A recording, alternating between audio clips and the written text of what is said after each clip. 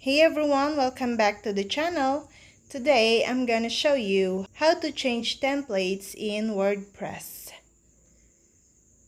On your post, click Add New. This opens the WordPress block editor. Navigate to the Post or Page Settings sidebar tab. Under the Summary section, click the name of the template. A pop-up will appear, and click Edit Template. The edit option is only available if you are using a block theme that lets you edit custom templates. This opens the template editor and takes you to the template editing mode where you can make changes to the selected template.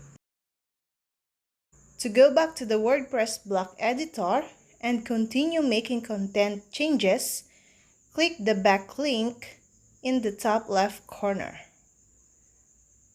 When you're done making changes, select Publish. This will prompt you to save all the changes you made, including the template at the post or page. Now, click Save to confirm the changes. When you make changes to a template, the editor updates the blocks on all pages or posts that use the template. And that's all. I hope this video helped you guys. For more videos, subscribe to our YouTube channel. Thank you for watching. See you again.